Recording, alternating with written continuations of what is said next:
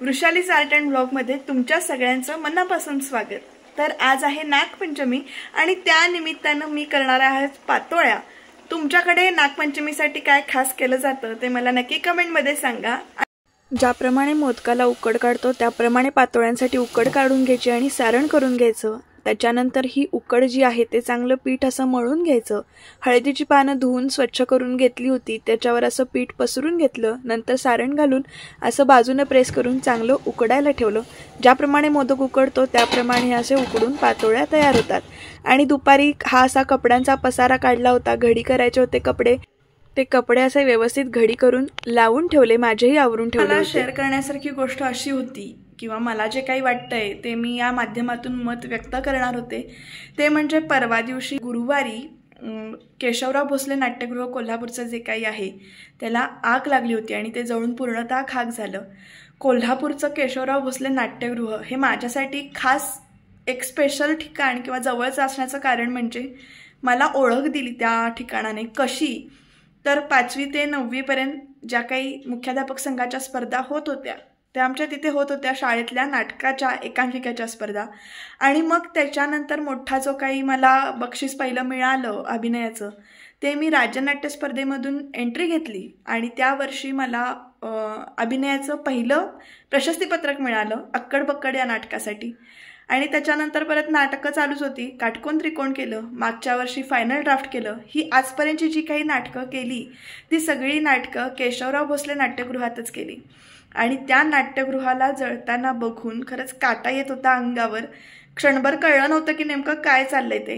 आणि त्या दिवशी प्रत्येकाने म्हणजे आग लागल्याचे जे काही प्रत्येकाने फोटो ठेवले होते, स्टेटसला लावली होती बातमी, ते बघून असं कालवा सुन्न झालं होतं। त्यामुळे आपणही काहीतरी शेअर केलं पाहिजे हा विचार मनातून म्हणजे सुन्न झाल्यामुळे काही सुचत नव्हतं। पण बाकीच्यांच्या ज्या काही भावना होत्या त्यांनी ज्या पोस्ट स्वरूपात पब्लिश केल्या होत्या, म्हणजे इंस्टाग्राम पोस्ट असेल किंवा व्हॉट्सअप स्टेटस असेल, तर त्यातल्याच 1-2 भावना मी त्या मताशी सहमत आहे। आणि त्यामुळे त्या जे काही लिहिलं होतं ते मी तुम्हाला इथे वाचून दाखवीन। खरंच एखादं नाट्यगृहाला आग लागून ते जळणं किंवा ते बेचिराख होणं किंवा नष्ट होणं किती म्हणजे आपण विचार पण नाही करू शकत, किती मोठा वारसा आहे। आणि दुसऱ्या दिवशी तिथे कार्यक्रम होणार होता, केशवराव भोसले यांची जयंती होती आणि त्या दिवशीचा कार्यक्रम तिथे होणार होता। देवाची कृपा म्हणा किंवा बाकी काही म्हणा, जीवितहानी काही झाली नाही त्या ठिकाणी, पण जो काही परिसर उद्ध्वस्त झालेला जो काही व्हिडिओतनं फोटोतनं बघितला तो खरंच अंगावर काटा आणणारा होता। मी जुनं नाट्यगृहाचे फोटो वगैरे काही असतील तर ते व्हिडिओमध्ये नक्की टाकीन। पण खरंच केशवराव भोसले नाट्यगृह आहे त्या जागी परत नवीन ठिकाणी म्हणजे नवीन उभं राहिलं पाहिजे, विविध काळजी घेतली पाहिजे त्याच्यामध्ये, जेणेकरून पुन्हा जर भविष्यात असा आग लागण्याचा किंवा काही धोका उद्भवला तर तिथे साधनं पाहिजेत, आग आटोक्यात आणता आली पाहिजे लवकरात लवकर, अशी सगळी सोय सुविधा नक्की तिथे करावी एवढीच मी विनंती करते की ते आहे त्या ठिकाणी उपलब्ध व्हावं। आहे तसं त्याला आता रिनोव्हेशन केलं होतं। ती जी एंट्री घेतानाची जी काही हे होती किंवा ते जे काही स्टेज होतं ते डोळ्यासमोर जसं तसं येत होतं। आणि त्यातल्याच काही पोस्ट मी आता वाचून दाखवते, तर त्या तुम्ही ऐका, बघा। आणि केशवराव भोसलेचे जे काही व्हिडिओ आहेत, फोटो आहेत, ते सुद्धा तुम्ही पोचले असतील तुमच्यापर्यंत फेसबुक, इंस्टाग्राम या माध्यमातून किंवा यूट्यूबवर बातम्यांमधून, टीव्हीवर बातम्यांमधून सगळं दाखवत होते की कशा प्रकारे तिथे आग लागली होती ते। तर त्याच्याबद्दलच्या भावना व्यक्त करायच्या होत्या। पुन्हा ते उभं राहील, जुना साथ जाईल, नवीन येईल, पण नवीन येताना सुधारणा नक्की त्याच्यात व्हाव्यात एवढीच विनंती। आता याच्यात निधीवरून वगैरे भांडणं होतील, कोण किती निधी देईल, कोण किती मागेल, हे सगळं लांबच्या गोष्टी आहेत।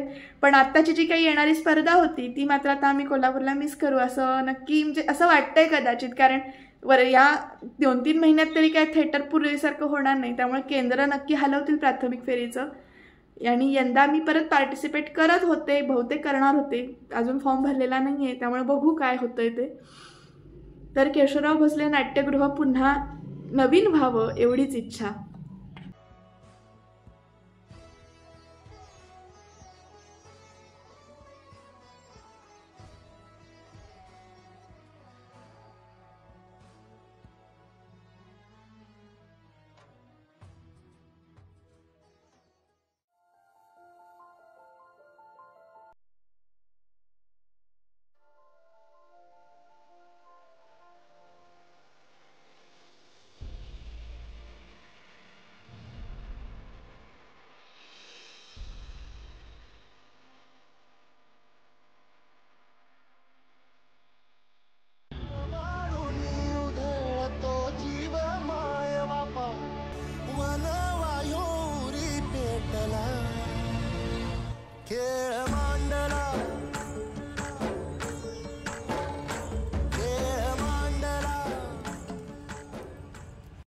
तर आपलाच एक नाट्यकर्मी आहे, रंगकर्मी आहे, मित्र आहे आपला पार्थ घोरपडे, यानं त्याच्या इन्स्टा स्टोरीवर लावलं होतं, ते मी वाचून दाखवते.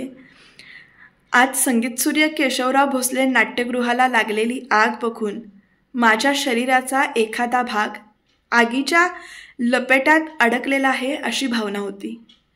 ते उठणारे धुरांचे लोट, दिसणाऱ्या आगीच्या ज्वाळा जणू काही थिएटरमधून नाही तर माझ्या आणि माझ्यासारख्या प्रत्येक रंगकर्मींच्या हृदयातून येत होत्या असं वाटत होतं. मनाला सांभाळत असताना नकळत डोळ्यातून पाणी वाहत होतं. माझ्यासमोर माझ्या नाटकाचं अंगण जळत होतं. याच अंगणात नाटकाचे धडे गिरवत पडत घडत आलोय आणि तेच अंगण असं जळत असताना मी काहीच का करू शकत नाहीये ही गोष्ट जास्त खात होती. पण इतरांसारखं मला नाही असं वाटत की शेवटचा पडदा पडला. ज्या अर्थी संपूर्ण थिएटर उद्ध्वस्त होऊन सुद्धा, अशा भीषण प्रकारची आग लागलेली असताना सुद्धा रंगमंचाला धक्का लागत नाही, त्या अर्थी तो रंगमंच स्वतः मला खुणावतोय की मी अजून संपलो नाहीये. लवकरच मी पुन्हा सजेन, लवकरच तिसरी घंटा पुन्हा वाजेल, लवकरच कोल्हापुरात नाटकाची नांदी पुन्हा ऐकू येईल आणि लवकरच हे संगीत सूर्य केशवराव भोसले नाट्यगृह पुन्हा दिमाखात उभे राहील. हे फक्त एक मध्यंतर आहे आणि याचा दुसरा अंक लवकरच सुरू होईल. या नाट्यगृहात नाटक घडलं, नाटक घडत होतं आणि इथून पुढेही घडत राहणार.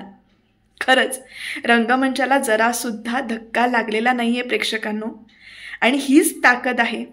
नटराजाच्या मनामध्ये काय होतं किंवा काय हे आपण नाही सांगू शकत, पण रंगमंच हल्ला नाही आहे अजून आणि तो खुणावतोय आणि तो बोलवतोय. तर हे आणि असे मेसेज वाचल्यानंतर खरंच ते जे प्रसंग होते जेव्हा मी स्वतः तिथे स्पर्धेसाठी तयार होत होते किंवा तिथे स्पर्धेसाठी जे काही नाटक करताना जे काही फोटो काढले गेले होते किंवा जे काही व्हिडिओ केले गेले होते ते सगळे डोळ्यासमोर आले. की इकडनं स्टेजमधनं आपण म्हणजे रंगशाळेतून मेकअप रूममधून बाहेर येताना कसं फिरून जावं लागायचं, किंवा मागच्या नाटकामध्ये मला चेंजिंगचे 2-3 ड्रेस होते किंवा ड्रेस चेंजिंगचे हे होतं, तर तिथंच पडदा लावून कशी सेटिंग केली होती आम्ही, हे सगळं डोळ्यासमोर आलं. आणि त्याच्यानंतर फार काही व्यक्त करता आलं नाही कारण सुन्न झालं होतं डोकं. तर अशा प्रकारे सगळं केशवरावची ही दुर्घटना झाली. ते नवीन उभारेल, आपण अशी प्रार्थना करूया की पुन्हा अशी घटना होऊ दे नको. आणि तुम्ही चॅनलला नक्की सबस्क्राईब करा.